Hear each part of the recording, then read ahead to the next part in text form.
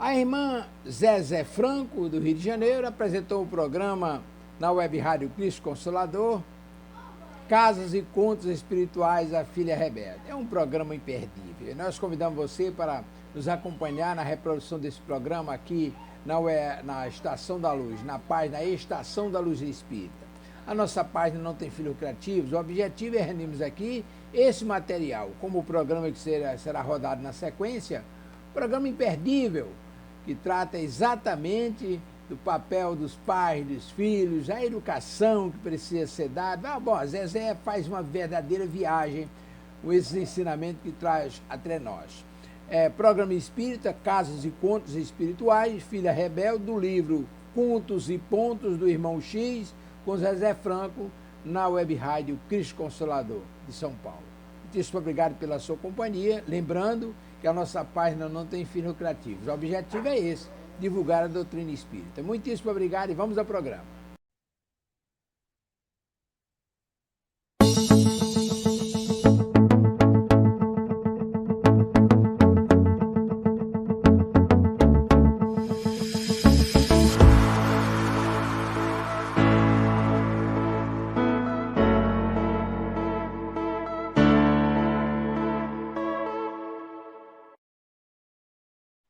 Boa noite. Sejam todos muito bem-vindos a mais um programa da Web Rádio Cristo Consolador. Hoje estamos no modelo no sofá, com o Zezé. Que chique! E hoje é dia de contos e casos espirituais, certo? Livro que estamos dando continuidade. Pontos e contos. Aqui fica melhor para ver. Irmão X. Quem estiver me vendo pela primeira vez, seja muito bem-vindo à minha casa. E é uma forma, um jeito informal de conversar sobre as histórias de Irmão X. A gente lê a história, depois volta, e eu vou pontuando com as informações que eu consegui pegar por aí. Sobre algumas partes, não todas. Né? Se a gente for levar realmente uma história dessa, todos os detalhes, dá 2 horas pelo menos. E nós temos 1 hora só. E para a gente aproveitar, vamos fazer a nossa prece. Desculpa, começou a alergia. Graças a Deus. Gratidão, Senhor Jesus, por mais uma oportunidade de trabalho. Conversa entre amigos, encarnados e desencarnados, aprendendo com as histórias contadas por Irmão X. Que todos nós, Senhor, possamos estar envoltos na sua paz, no seu amor, na paz e no amor de Mãe Maria.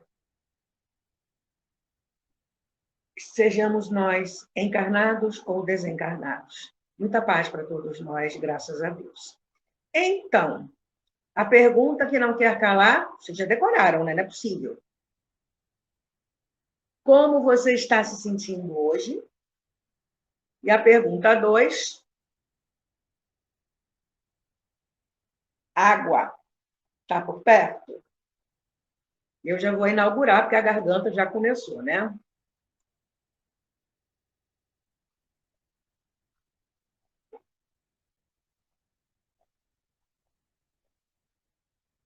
Deixa eu ajeitar aqui para não derramar a água em cima dos meus alfarrábios, que aí não vai dar certo. Aí, meu filho. Quieta aí, pelo amor de Deus. A história de hoje se intitula A Dissertação Inacabada. E nos diz assim, Irmão X. Depois de certa pregação de Jesus em Cafarnaum, ou como dizem os hebreus, Farnaum, encontrou o mestre em casa de Pedro 4 cavalheiros de luzente aspecto ali aguardarem a palavra.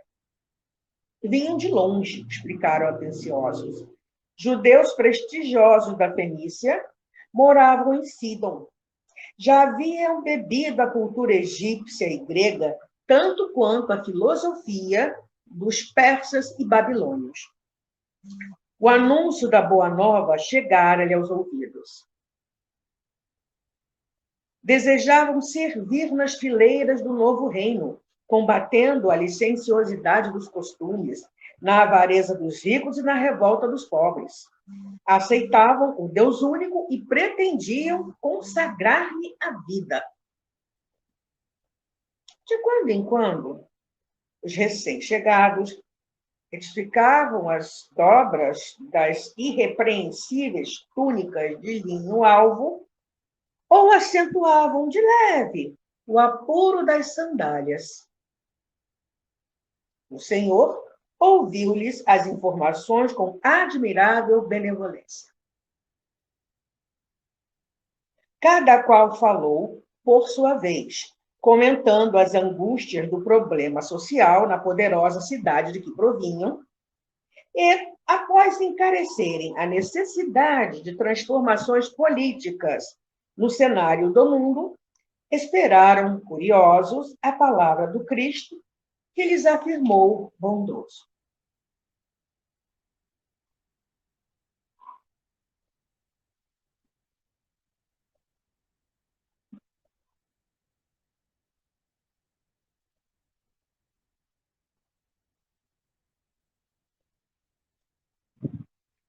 Está escrito: amarás o Senhor, nosso Deus e nosso Pai, de todo o coração, e não farás dele imagens abomináveis.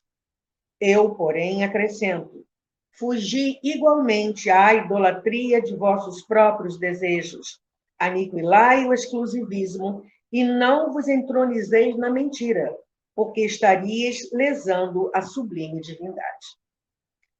Recomenda a Moisés: não tomarás o nome do Todo-Poderoso em vão.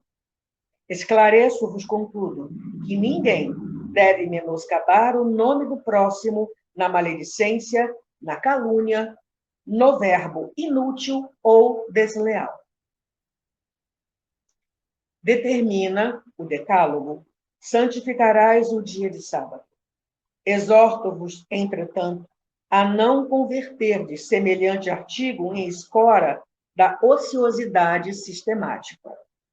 Respeitando a pausa necessária da natureza, não a transformeis em hosanas à preguiça dissolvente. Manda o texto antigo: venera teu pai e tua mãe nos laços consanguíneos.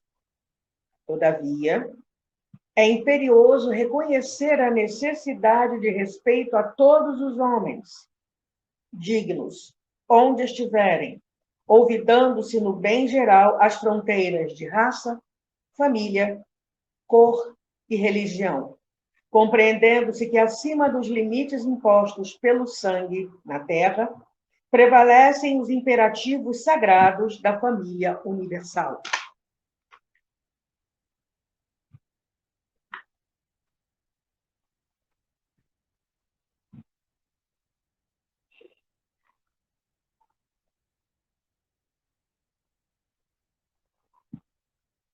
Reza a lei do passado: não matarás. Eu, porém, vos digo que não se deve matar em circunstância alguma e que se faz indispensável a vigilância sobre os nossos impulsos de oprimir os seres inferiores da natureza, porque, um dia, responderemos à justiça do Criador Supremo pelas vidas que consumimos.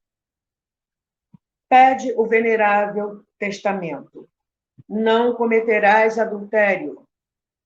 Asseguro-vos, no entanto, que o adultério não atinge somente o corpo de nossas irmãs em humanidade, mas também a carne e a alma de todos os homens que se esqueceram de caminhar retamente. Aconselha o grande legislador: não furtarás. Digo-vos, contudo, que não se deve roubar não somente objetos valiosos e valores em dinheiro, mas também não nos cabe furtar o tempo do Senhor, nem distrair os minutos dos servos aplicados de suas obras. Consta na velha aliança: não dirás falso testemunho contra teu próximo. Declaro-vos, porém, que é imprescindível guardar boa vontade e amor no coração irradiando-os em pensamento. Assinala a revelação antiga: não cobiçarás a casa de teu próximo, nem desejarás a sua mulher, nem a sua serva, nem o seu boi, nem o seu jumento. Eu, porém, os afianço, que nos compete a obrigação de procurar a luz, o bem e a felicidade, trabalhando sem desânimo e servindo a todos sem descanso, inacessíveis à peçonha do ódio, da inveja, do ciúme, do despeito e da discórdia, portadores que são de veneno e treva para o espírito. Fez o mestre pequeno intervalo na preleção, reparando que os visitantes da Fenícia se mantinham pálidos e confundidos.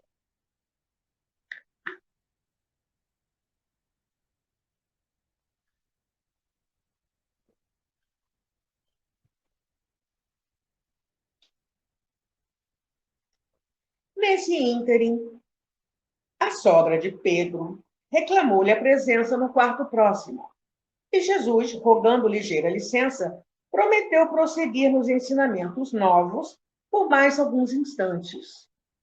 Todavia, em voltando pressuroso aos ouvintes, debalde procurou os consulentes, movimentando os olhos ternos e lúcidos.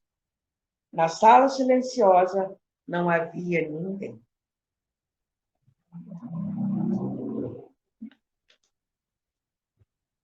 Então, vamos aos meus alfarrábios. Um calhamaço de caderno. Caramba!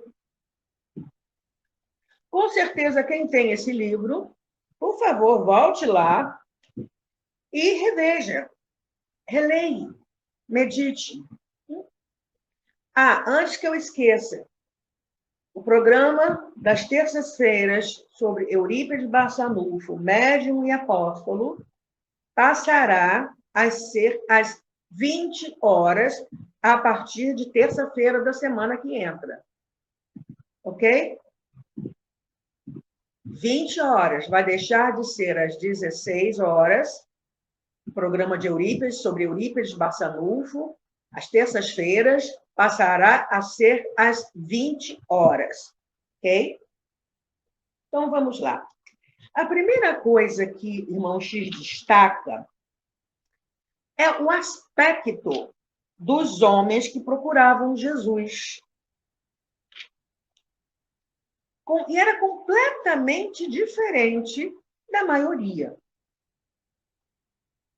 Luzente, como vai falar assim, 4 cavalheiros de luzente aspecto.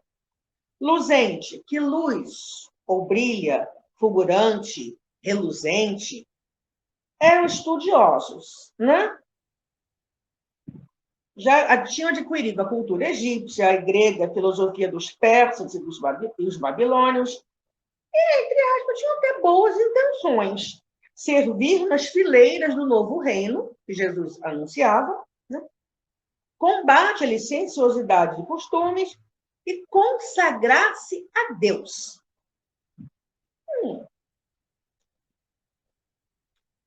E aí, Richard Simonetti, no livro Céu ao Nosso Alcance, página 35, 36.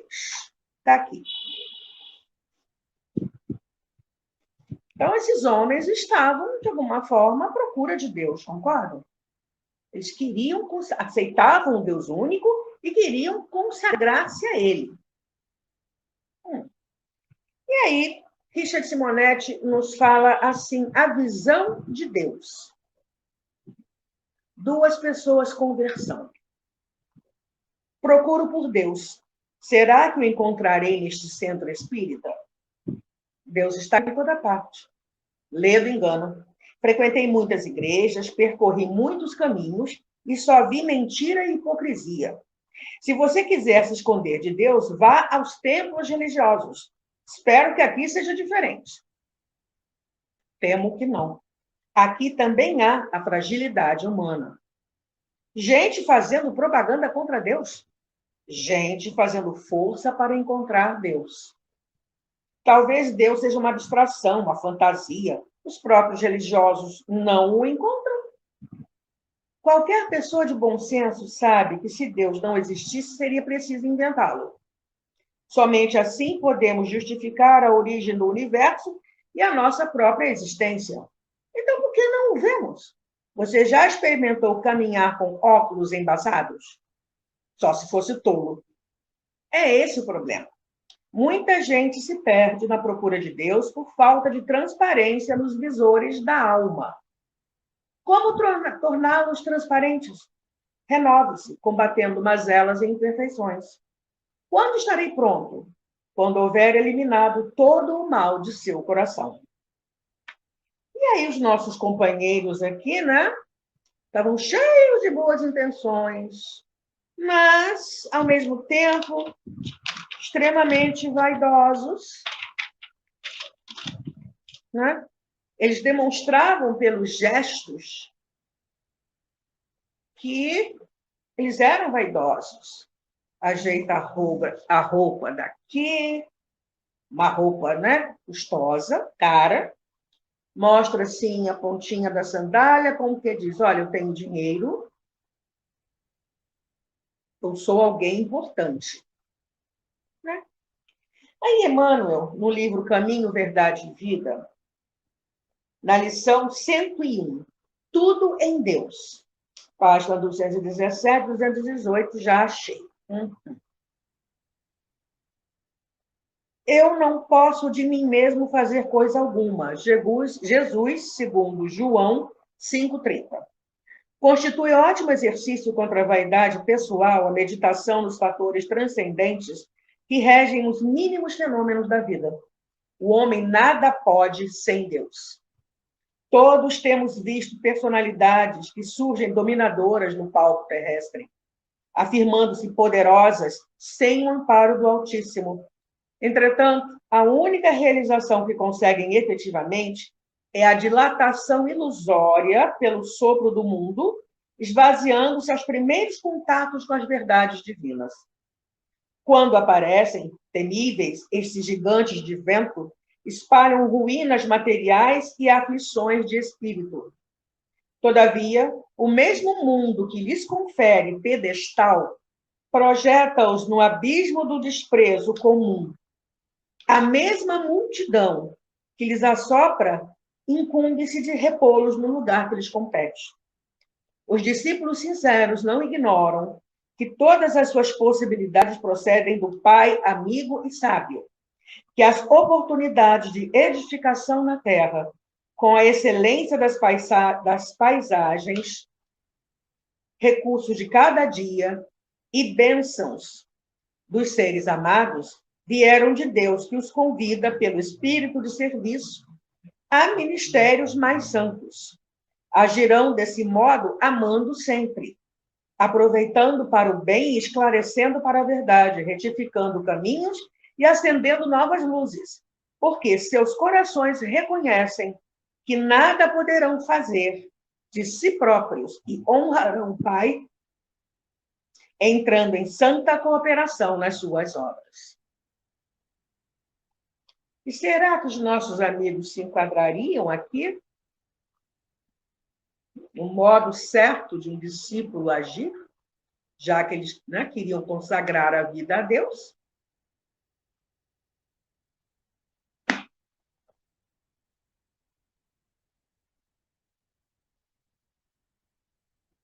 E continuando, eles deixaram bem claro que o interesse deles era político. Falou em reino, associaram a cargos importantes da política e tal. Após encarecerem a necessidade de transformações políticas no cenário do mundo, se achavam mesmo, né? Emmanuel, naquela coletânea, O Evangelho por Emmanuel, lá em Lucas, no caso, o comentário ao Evangelho segundo Lucas, página 289, deixa eu ver se eu já deixei marcadinho aqui para nossa alegria.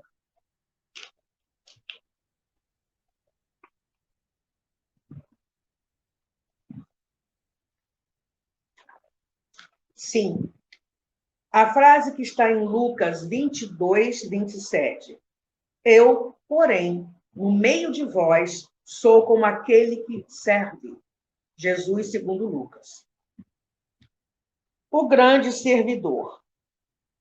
Esse texto está publicado no livro Segue-me, editora O Clarim. Capítulo O Grande Servidor. Diz assim Emmanuel: sim, o Cristo não passou entre os homens como quem impõe, nem como quem determina, como quem governa, nem como quem manda. Caminhou na terra à feição do servidor. Legou-nos o evangelho da vida, escrevendo-lhe a epopeia no coração das criaturas. Mestre, tomou o próprio coração para sua cátedra.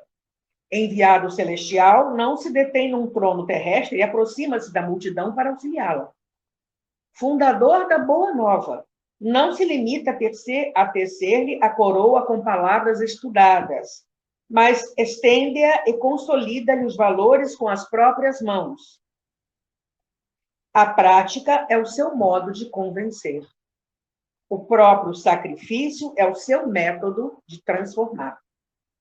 Aprendamos com o Divino Mestre a ciência da renovação pelo bem e modificar a nós mesmos para a vitória do bem, elevando pessoas e melhorando situações, é servir sempre como quem sabe que fazer é o melhor processo de aconselhar. E lá no Evangelho, no capítulo 1, não vim destruir a lei, no item 3, vou procurar aqui,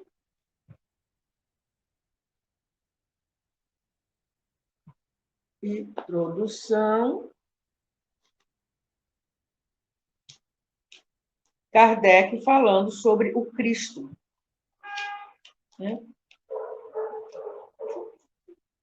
Jesus não veio destruir a lei, isto é, a lei de Deus. Veio cumpri-la, isto é, desenvolvê-la, dar-lhe o verdadeiro sentido e adaptá-la ao grau de adiantamento dos homens. Por isso é que se nos depara nessa lei o princípio dos deveres para com Deus e para com o próximo, base da sua doutrina. Quanto às leis de Moisés, propriamente ditas, ele, ao contrário, as modificou profundamente, quer na substância, quer na forma. Combatendo constantemente o abuso das práticas exteriores e as falsas interpretações, por mais radical reforma, não podia fazê-las passar do que as reduzindo a esta única prescrição: amar a Deus acima de todas as coisas e o próximo como a si mesmo, e acrescentando: aí estão a lei toda e os profetas.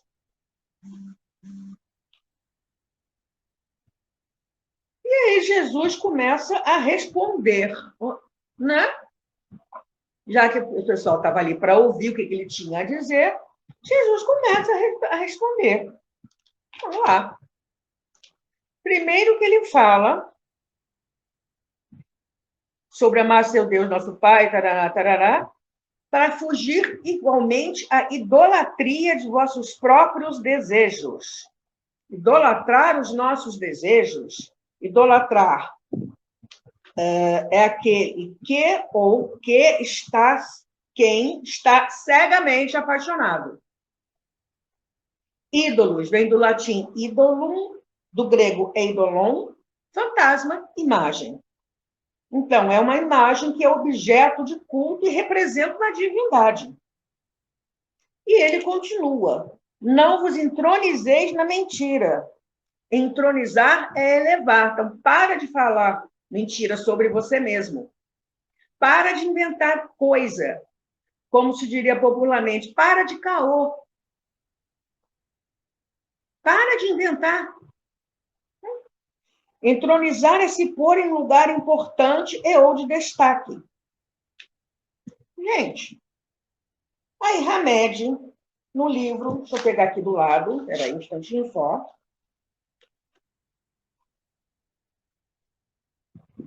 As Dores da Alma, a gente já conversou sobre esse livro, na nossa conversa das quartas-feiras.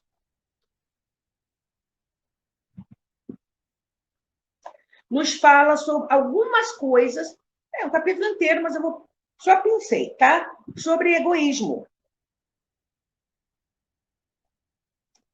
E ele diz de saída assim: a vaidade é filha legítima do egoísmo, pois o vaidoso é um cego, entre aspas, que somente sabe ver a si próprio. A vaidade é um desejo superlativo de chamar a atenção ou a presunção de ser aplaudido e reverenciado perante os outros. Não é quando a pessoa se coloca, a gente fala que se entroniza. É a ostentação dos que procuram elogios, ou a ilusão dos que querem ter êxito diante do mundo e não dentro de si mesmo. É oportuno dizer que não estamos nos referindo aqui ao esmero na maneira de andar, falar, vestir ou se enfeitar, que, em realidade, são saudáveis e naturais, mas a uma causa mais complexa e profunda. O motivo de nossas análises e observações é o estado íntimo do indivíduo vaidoso, ou seja, o que está por baixo do interior dessa exibição e dessa necessidade de ser visto a ponto de falsificar a si mesmo para chamar a atenção. Então, para de sincronizar, para de inventar mentira, porque não é por aí a história, né? Vaidosos, a gente já viu que eles eram mesmo, né? Ajeita a roupa, mostra o sapato, tem o dinheiro, mas o que a gente quer aqui é a sua posição política. E no livro Atitudes Renovadas, Joana de Ângeles, 128, 129,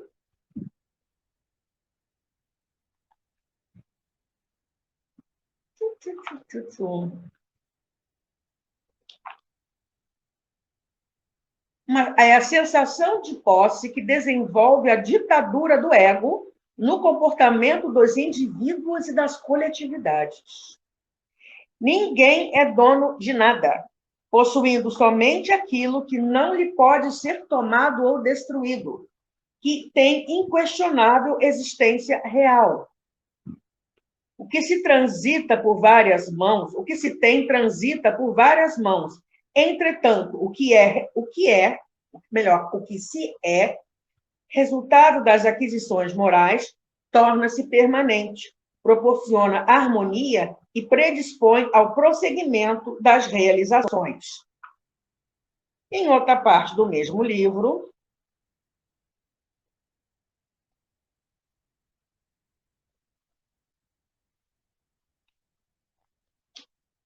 a busca dos recursos próprios para o exibicionismo, confundido com felicidade, vem induzindo a ansiedade mórbida, ao abuso dos usos, à aparência em detrimento da realidade interior, tornando-se metas principais da existência a conquista da beleza exterior e da sua preservação através dos recursos em disponibilidade.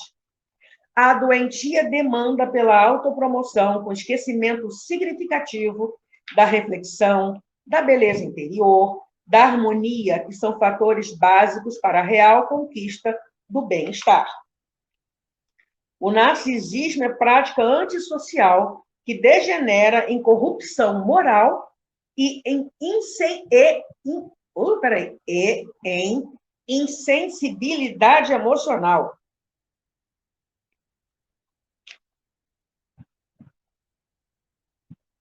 Onde predomina o egoísmo, desfalece o sentimento de humanidade. Né? E aí, continua o Senhor Jesus.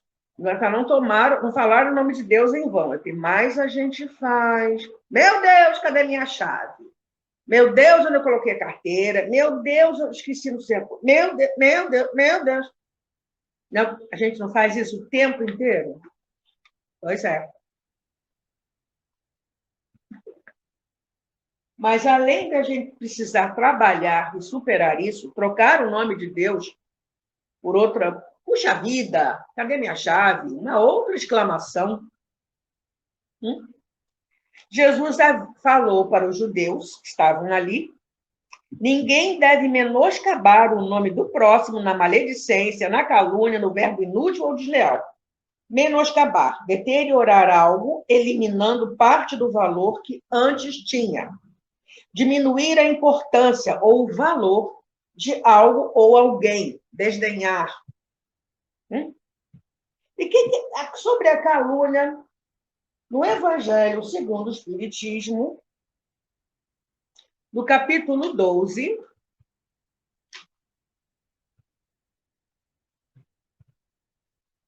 amai os vossos inimigos, item 9, a vingança. Ele vem o espírito Júlio Olivier, Paris, 1862, nos lembra: a vingança é uma inspiração tanto mais funesta quanto tem por companheiras assíduas a falsidade e a baixeza. Então, ele vem falando,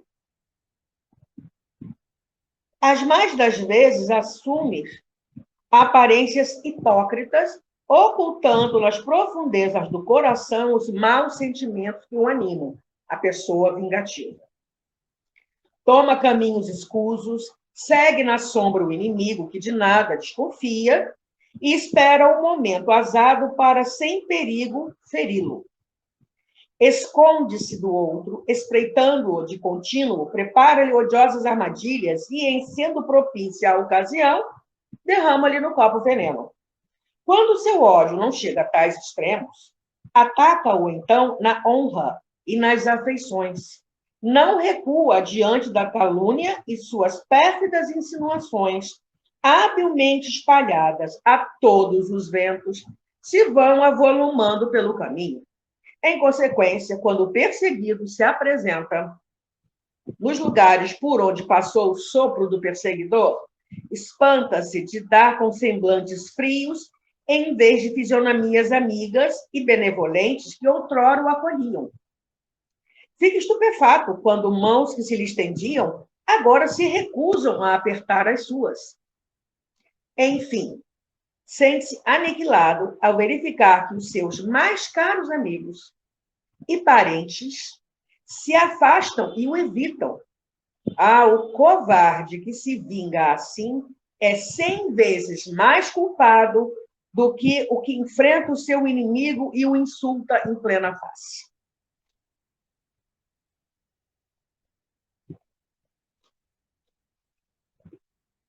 E continua Jesus respondendo aos judeus sobre santificar o dia de sábado, né? Mas ele fala para não transformar isso numa preguiça, né? Transformar em hosanas a preguiça dissolvente. Não vai aproveitar. Tem que santificar o sábado, não vou fazer nada mesmo. Vou ficar aqui de boas, não vou nem esquentar a cabeça. Será que era por aí? Jesus curava no sábado. Né? Preguiça dissolvente. O que ela dissolve? Dissolve o nosso tempo. E a dissolver o nosso tempo, ela dissolve as nossas oportunidades de evolução, de conquista da felicidade.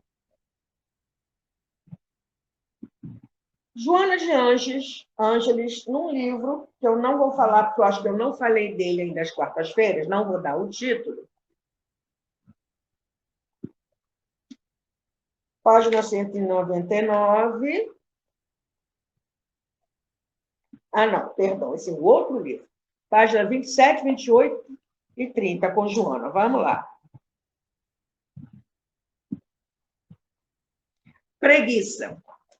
Ela dedicou um capítulo inteiro para nos falar sobre os fatores causais da preguiça, os transtornos gerados pela preguiça e terapia para a preguiça. Algumas coisas só. A preguiça ou propensão para a inatividade, para não trabalhar, também conhecida como lentidão para executar qualquer tarefa, ou caracterizada como negligência, moleza, tardança, é desvio de conduta. que merece maior consideração do que aquela que lhe tem sido oferecida. Surge naturalmente, expressando-se como efeito de algum tipo de cansaço ou mesmo necessidade de repouso, de recomposição das forças e do entusiasmo para a luta existencial. Todavia, quando se torna prolongado o período reservado para o refazimento das energias, optando-se pela comodidade que se nega às atitudes indispensáveis ao progresso, apresenta-se como fenômeno anômalo de conduta. É normal a aspiração por conforto e descanso. No entanto, são poucos os indivíduos que se lhes entregam, sem que apliquem esforço físico ou moral pelo conseguir. A preguiça pode expressar-se de maneira tranquila quando o paciente, olha só, se permite muitas horas de sono, permanência prolongada no leito, mesmo após haver dormido, cortinas cerradas em ambiente de sombra, sem que o tempo seja aproveitado de maneira correta para leituras, reflexões e preces.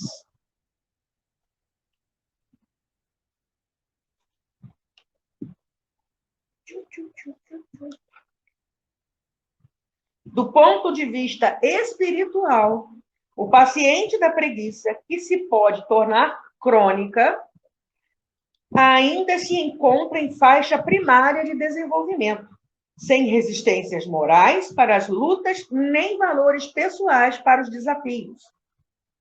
E ela nos lembra que o nosso corpo é nosso instrumento, que precisa de exercício, movimentação, atividade.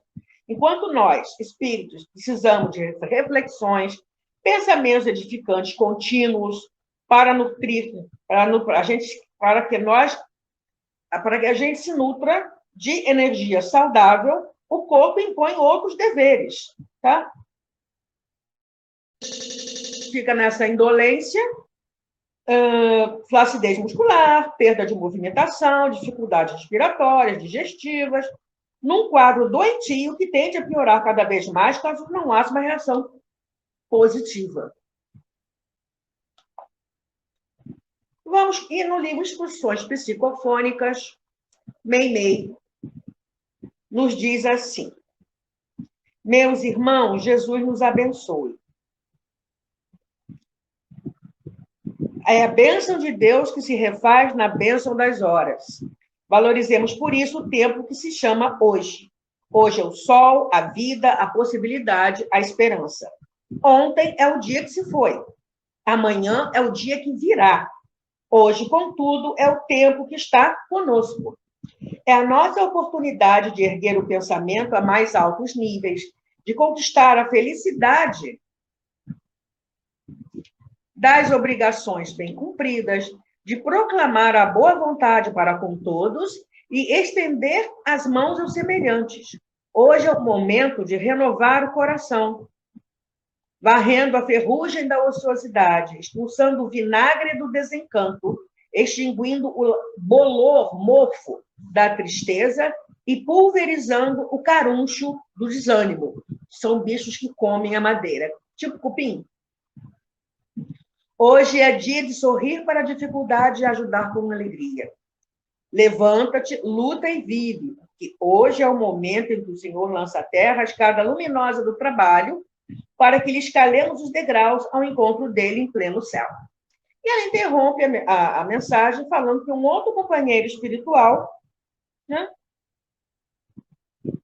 chamado Luiz Pistarini, num versinho curtinho, nos diz assim: na última hora, o anjo da morte entrara, belo e puro, e ostentando nas mãos um facho aceso, disse meu coração triste e surpreso: pobre amigo, é a ti mesmo que eu procuro. A memória rompera estranho muro. A sós comigo, exânime e indefeso, regressei ao passado e vi-me preso às ansiedades do caminho escuro. Amores e ambições, penas e abrolhos, e o pranto que jorrava de meus olhos banhou-me a fria máscara de cera. Mas na sombra abismal do último dia não chorava a existência que fugia. Em vão, chorava o tempo que perdera. Continua Jesus Deixa eu ver aqui se eu preciso acelerar. Preciso. Nossa, vamos lá. Continua Jesus conversando com os judeus. Família universal. Venera teu pai e sua mãe nos laços consanguíneos, né? Respeitar todos os homens dignos onde estiverem, esquecendo-se do bem geral, fronteira de raça, família, cor, religião, que acima dos limites impostos pelos laços consanguíneos, existe o imperativo da família universal. E lá no Evangelho segundo o Espiritismo, tem honrai a vosso pai e a vossa mãe, capítulo 14, e tem 8, a parentela corporal e a parentela espiritual, e Kardec vai nos lembrando que existem os espíritos que, por sintonia e afinidades, formam uma mesma família, né? As mais das vezes, espíritos simpáticos, que vêm, as ligações vêm de lá de trás, tá? Mas também pode acontecer, sejam completamente estranhos uns aos outros, afastados entre si por antipatias igualmente anteriores, que se traduzem na Terra por um mútuo antagonismo, que aí lhes serve de provação. Então, não são da consanguinidade os verdadeiros laços de família, e sim da simpatia e da comunhão de ideias, os quais prendem os espíritos antes, durante e depois de suas encarnações. Ok? Vamos em frente.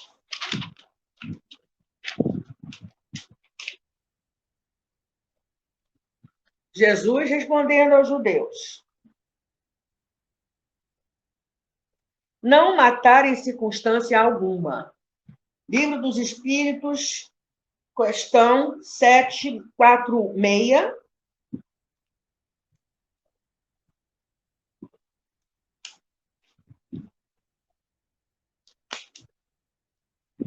Sobre assassinato. É crime aos olhos de Deus o assassínio? Grande crime, pois que aquele que tira a vida ao seu semelhante corta o fio de uma existência de expiação ou de missão. Aí é que está o mal. E na questão 761, a lei de conservação dá ao homem o direito de preservar sua vida. Não usará ele desse direito quando elimina da sociedade um membro perigoso? Que isso está dentro do conteúdo pena de morte. Há outros meios de ele se preservar do perigo que não matando. Demais, é preciso abrir e não fechar ao criminoso a porta do arrependimento. E aí Jesus continua falando que a gente precisa vigiar os nossos impulsos de oprimir os seres inferiores da criação. Item 7, a questão 734.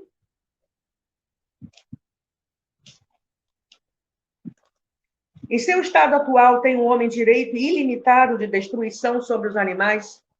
Tal direito se acha regulado pela necessidade que ele tem de prover ao seu sustento e à sua segurança. O abuso jamais constituiu direito. E a 735, né? O que se deve pensar quando isso extrapola, por exemplo, a caça, predominância da bestialidade sobre a natureza espiritual. Toda destruição que excede os limites da necessidade é uma violação da lei de Deus. Os animais só destroem para a satisfação de suas necessidades, enquanto que o homem, dotado de livre-arbítrio, destrói sem necessidade. Terá que prestar contas do abuso da liberdade que lhe foi concedida, pois isso significa que cede aos maus instintos. Gente, os leões não são caçados pelo prazer de matar. Teve uma criatura, né, que está habitando um corpo feminino, que matou uma girafa raríssima pelo prazer de matar. Isso ainda acontece. Ah, sou vegetariano, sou vegano. Bom, eu não sou. Algumas pessoas também ainda não são. Mas a gente pode fazer uma coisa, passar um dia sem comer carne. Por causa disso, a cada vez que a gente faz esse dia sem comer carne, oi, Normainha,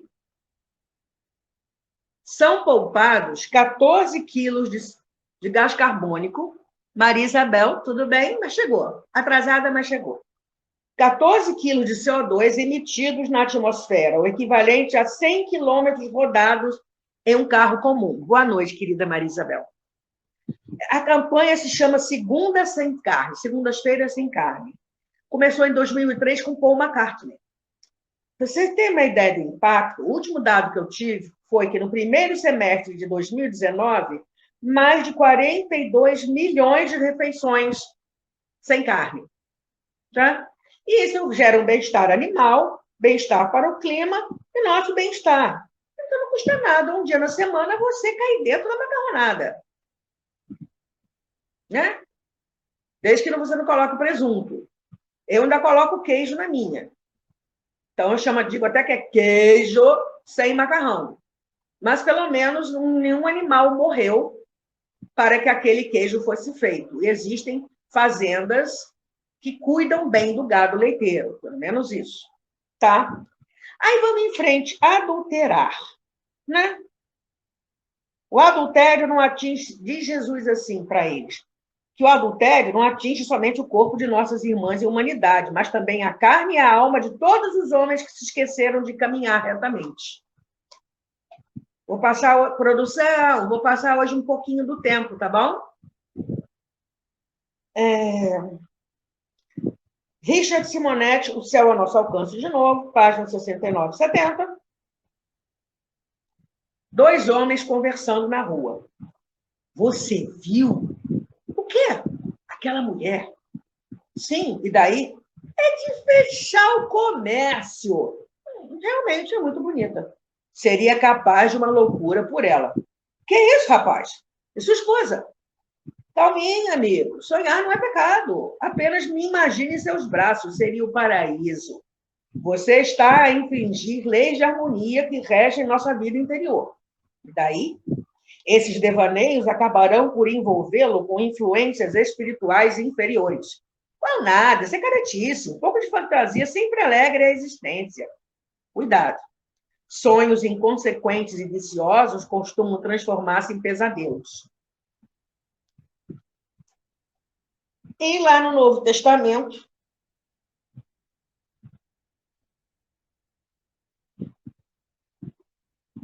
está em Mateus 5, 31. Não, 52. Aqui é a parte, tá certo, 31. Foi dito: quem repudiar sua mulher, dê-lhe carta de divórcio. As mulheres já não valiam nada. Um cara que ia se livrar da mulher simplesmente escrevia que estava divorciado dela, entregava na mão dela e vai se virar, minha filha. Eu, porém, vos digo que todo aquele que repudia sua mulher em razão de infidelidade, a faz adulterar. E quem se casa com a repudiada comete adultério. Vai que o outro fez a mesma coisa, e aí, né, cada um ficou com cada um.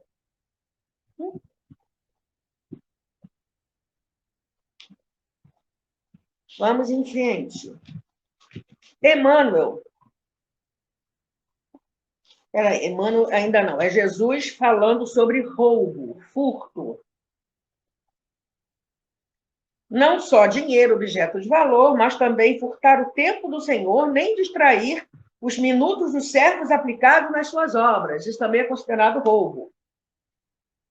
E Emmanuel, no livro Justiça Divina, diz assim: diz a lei, não furtarás. Sim, não furtarás o dinheiro, nem a fazenda, a roupa, né? Mas ele vai nos lembrando que existe outro tipo de roubo. Né? O assalto da agressividade invisível, que passa impune. Tem gente que restitui o dinheiro que achou na rua, mas não tem vergonha de roubar a esperança e o entusiasmo dos companheiros dedicados ao bem, traçando teias de amargura e desânimo com as quais favorecem a vitória do mal. Que muitos, né, respeitam a terra dos outros, mas não hesitam em dilapidar o patrimônio moral, né, através de maledicência e calúnia. Há criaturas que nunca tiraram nada dos outros, né, do conforto do próximo, mas não vacilam em surrupiar-lhes a confiança. E há pessoas que jamais invadiram a posse material de quem quer que seja. No entanto, destroem sem piedade a concórdia e a segurança do ambiente em que vivem, roubando o tempo e a alegria dos que trabalham. Não furtarás, estatue o preceito divino. É preciso, porém, não furtar os recursos, nem os recursos do corpo, nem os bens da alma, pois que a consequência de todo furto é prevista na lei. Que lei? Código Penal da Vida Futura, cada um segundo as suas obras. E aí continua Jesus respondendo para os judeus. Para não falar, não dar falso testemunho. É imprescindível guardar boa vontade e amor no coração. E aí, no Evangelho segundo o Espiritismo, capítulo 11, né? Capítulo 11. Cadê você? Aqui, item 10.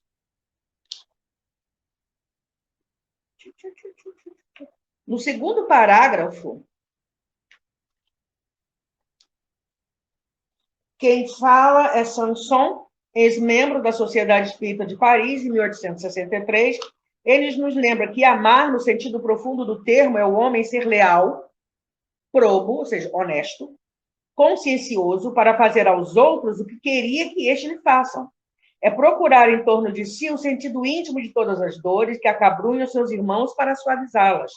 É considerar como sua a grande família humana, porque essa família todos a encontrareis dentro de certo período em mundos mais adiantados. E os espíritos que a compõem são como vós, filhos de Deus, destinados a se elevarem ao infinito.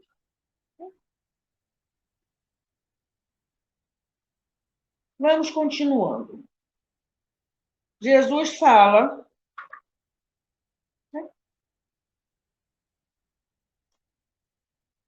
não cobiçar o que é do outro, para não se ficar...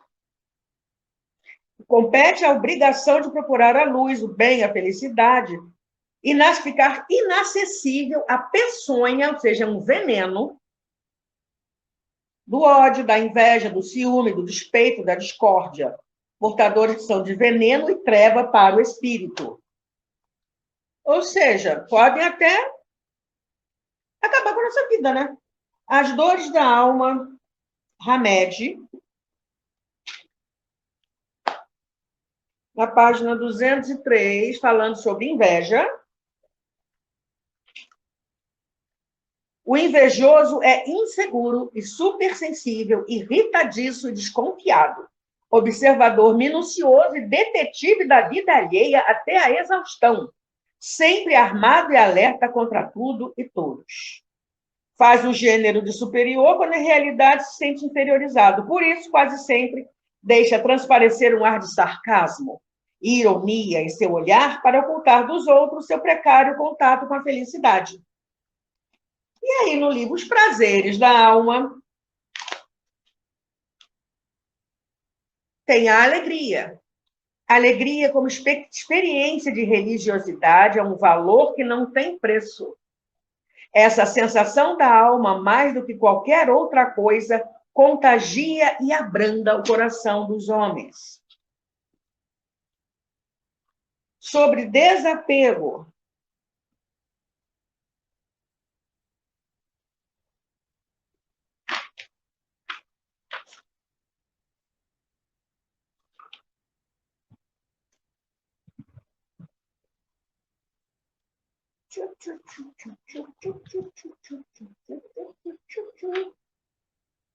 Deixa eu ver aqui.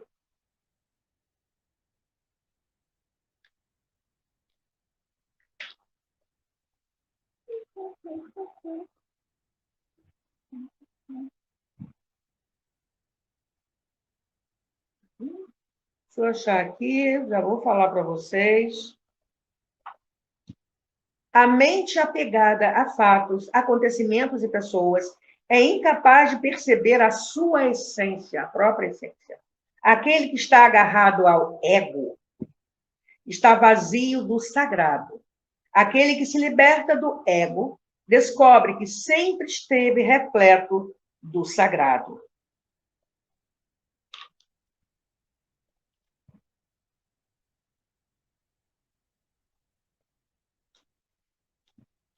Vamos continuar. Afetividade. Ai, ai, ai.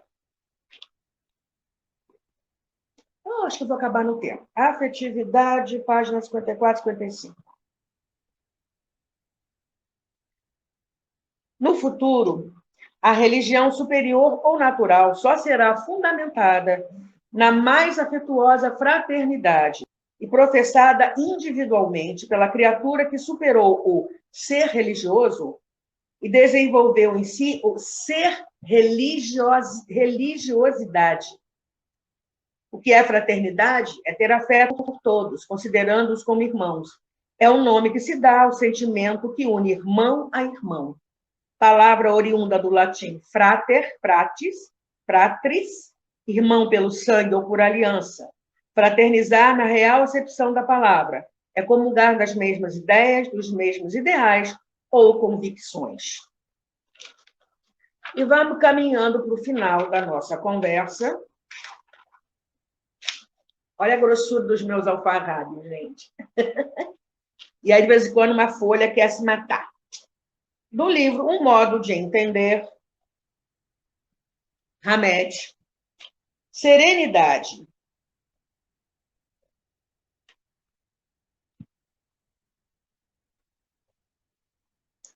Cento e 131, 132. Achei. O que a gente entende por mansuetude? Qualidade da alma. Dela nasce o poder da não violência.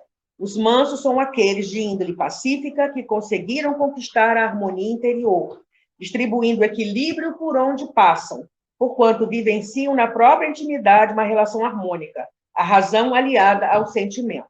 É a tranquilidade da alma enriquecida pelas experiências da vida e que sabe que a única coisa que pode mudar e controlar é a própria maneira de agir e pensar. E aí, assim que Jesus virou as costas, eles, ó, e nós? Nós também temos sentimentos, nós sentimos dificuldade em aceitar os ensinos de Jesus?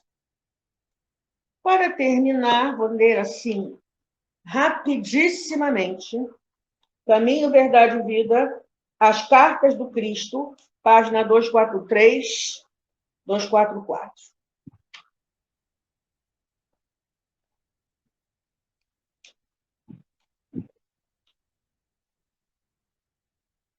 Paulo aos Coríntios diz assim: porque já é manifesto que sois a carta do Cristo, ministrada por nós e escrita, não com tinta, mas com o Espírito de Deus vivo, não em tábuas de pedra, mas nas tábuas de carne do coração.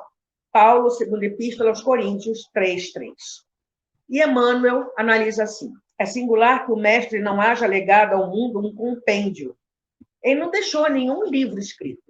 As figuras notáveis da Terra sempre assinalam sua passagem no planeta, né? Deixando para a posteridade a mensagem de sabedoria e amor, seja em tábua de pedra ou, né, documentos envelhecidos. Com Jesus, porém, o processo não foi o mesmo. O mestre, como que fez questão de escrever sua doutrina aos homens, gravando-a no coração dos companheiros sinceros. Seu testamento espiritual constitui-se de ensinos aos discípulos e não foram grafados por ele mesmo. Recursos humanos seriam insuficientes para revelar a riqueza eterna de sua mensagem. As letras e raciocínios propriamente humanos, na maioria das vezes, costumam dar margem a controvérsias. Em vista disso, Jesus gravou seus ensinamentos nos corações que o rodeavam. E até hoje, os aprendizes que se lhe conservam fiéis são as suas cartas divinas, dirigidas à humanidade.